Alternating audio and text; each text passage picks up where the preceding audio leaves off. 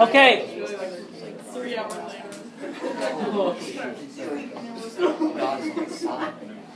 We're gonna talk about mixtures in general. There's a couple of things we'll talk about today that we'll probably won't revisit until we review for the test, and it has to do with two types of mixtures that are not considered solutions. And most of this unit is about a particular type of mixture. It's called a solution. Okay, solutions are homogeneous. So what that means is that when you look at it, you can't tell the difference between any of the different parts that make it up.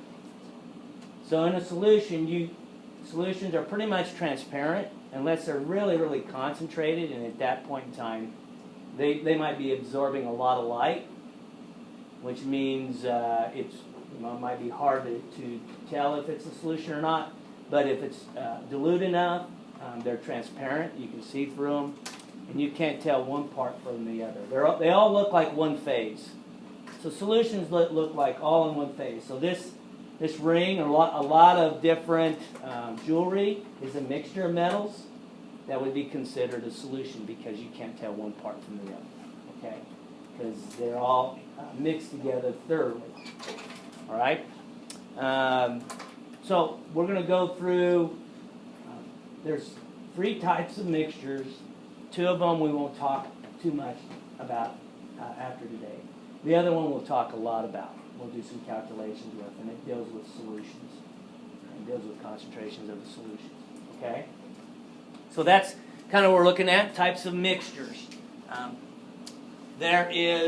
The first one is the most important one. It's called a solution. And I just give you about 3 examples, but there could be a lot of examples. Any alloy. At the very beginning of chemistry, we talked about how you could kind of break matter into the different categories. Do you guys remember any of those categories? We could say matter's either, and then there's like 4 categories that they would fit into. Remember what they were? The 4 categories of matter. What's that? You could break it down into solid liquid. You could do that. There's 3 of them, but these are 4 specific based upon definitions as well. Yep. Plasma would be the 4th on the solid liquid gas, but I'm looking at how matter is composed. So overall, what's that? The alkali? Or no, that's elements. Elements is 1, right? So it's either an element or compound, homogeneous and heterogeneous mixture, right? So there's 4 ways you can categorize matter, and we're looking at 2 of them here in their mixtures. They're either heterogeneous or homogeneous. Homogeneous is the most important to us in chemistry. When we do labs, we had a concentration of 3 molarity. When we did the lab, you've probably seen the 3 molar solution. Get 10 milliliters of a 3 molarity solution. That's a way to tell how concentrated it is, the solution. So solutions are homogeneous. They're transparent. You can't tell one part from the other. They don't reflect light. They might absorb light, but there's a difference between reflecting light and absorbing light. Absorbing light just takes it in. So if something's really concentrated, it might absorb a lot of light. Won't let much light through, but it does let some light through. Okay? But when we talk about something reflecting light, that's something totally different. Okay?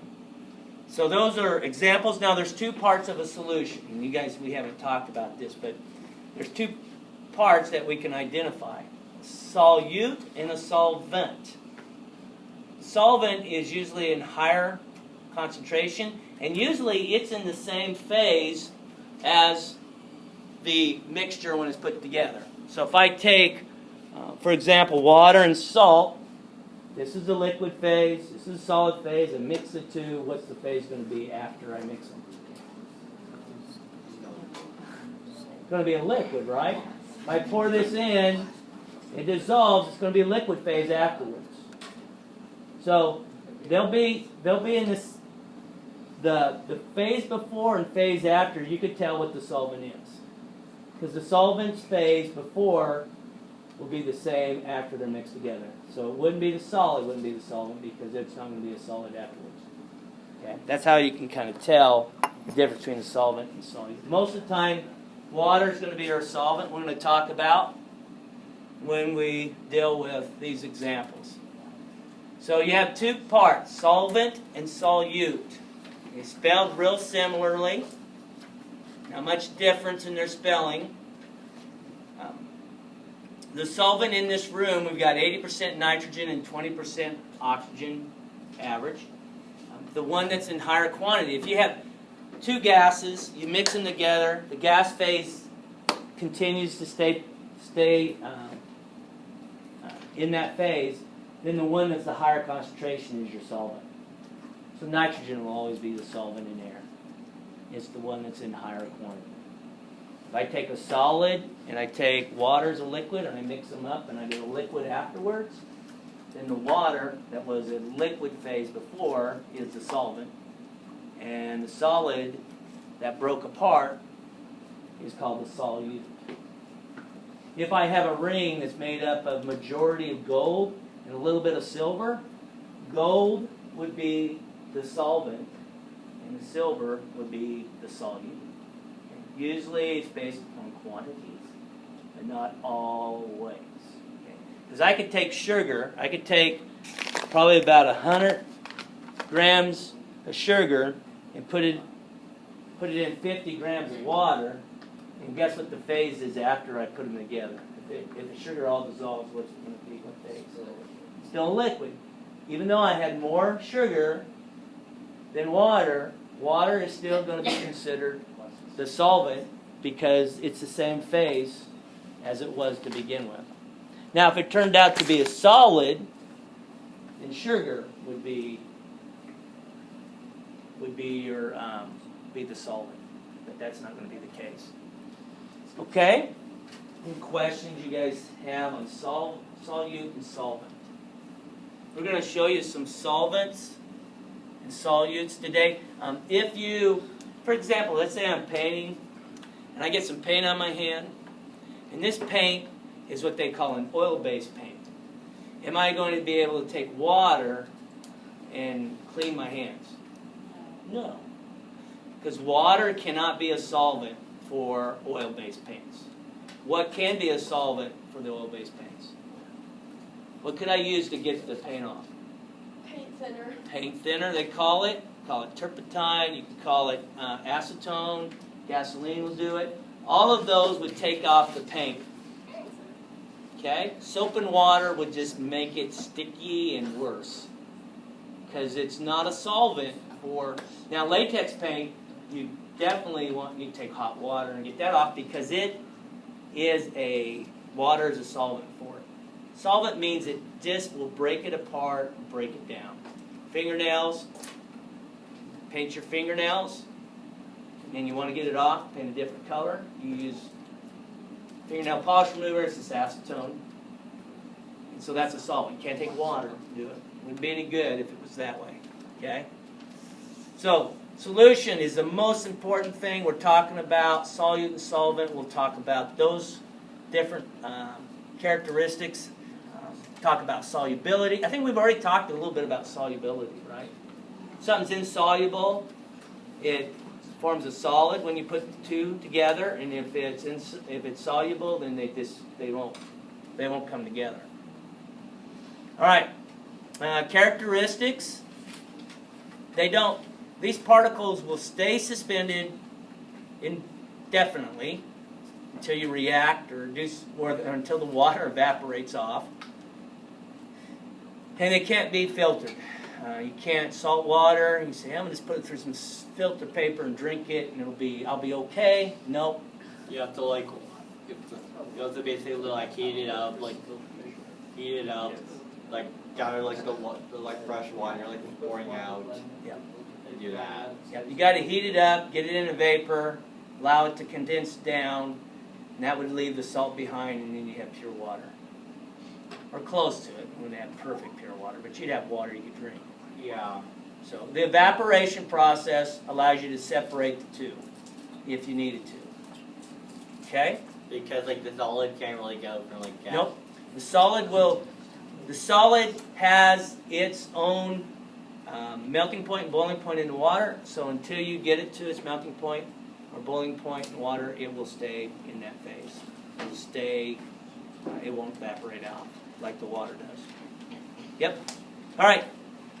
So you have two other types of mixtures we're going to show you a little bit about. These are less concerned with these. Very few questions will be on the test with these two. Just keep that in mind. A colloid is considered not a solution, even though sometimes it might look like a solution. So these are characteristics of a colloid. A suspension. A suspension means that at some point you can get separation. The blood would be a suspension. Blood would be a suspension. You have plasma. Oh, by the way, there's a blood drive coming up. You guys giving blood? No. 26? That was a no like that, right? You really think that would want my blood? Somebody that wants to live, that needs blood, would want your blood. It's No, all the same not thing. hemophilia. What's that? Not hemophilia. Well, that's true. Probably not. Probably not. Okay. Blood is an example of a suspension. They'll actually take and they'll put your blood in a centrifuge and spin it down in a test tube. And then what it'll do is the white blood cells and the red blood cells and the blood platelets will be heavier, and they'll be sucked down, and the plasma stays behind. So blood is an actual suspension. If you let it sit long enough, it will separate. Take a long time, but it would separate. Okay? So the type of mixtures there that we have is this muddy water is an example. You can filter it out. So you can filter blood. You could filter blood, get the plasma. The plasma is the stuff that has all the nutrients. And a lot of times that's the stuff they test to see if you got cholesterol, higher cholesterol, if you have high sugar content in your blood. They test that plasma for a variety of different things to see what nutrients you have within your system. So muddy water would be an example. It will eventually settle out because the particles are too big. So colloids and suspensions we're really not going to care much about after this point in time. You might have 2 or 3 questions related to colloid suspensions and not solutions. Solutions are the most important thing, and we're going to visit about. So that gets us to what we can do when we test a solution. A solution is either going to be considered an electrolyte or a non-electrolyte. And so now we're not going to talk about colloids anymore. We're not going to talk about suspensions anymore. But what we're going to talk about is if the liquid can conduct electricity. In fact, you guys did a lab where this was an important observation you guys made to determine if something was ionic or molecular. Do you guys remember that? Yeah. Okay? And so what you guys... So go ahead and get your lab out after you take these notes. And we'll probably have about almost 10 minutes to talk about some things on your lab if you choose to do so.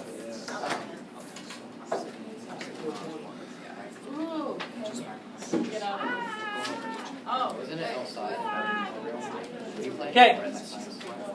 So the salt is called the electrolyte, not the final result of the solution. So anything that's ionic, anything. That's why if we take tap water and we would test tap water, it's got some magnesium ions in it, it's got some calcium ions in it, it's got some chlorine ions in it. Anything that has ions in it, it's going to send electricity through it. The more concentrated, the more it's going to send through.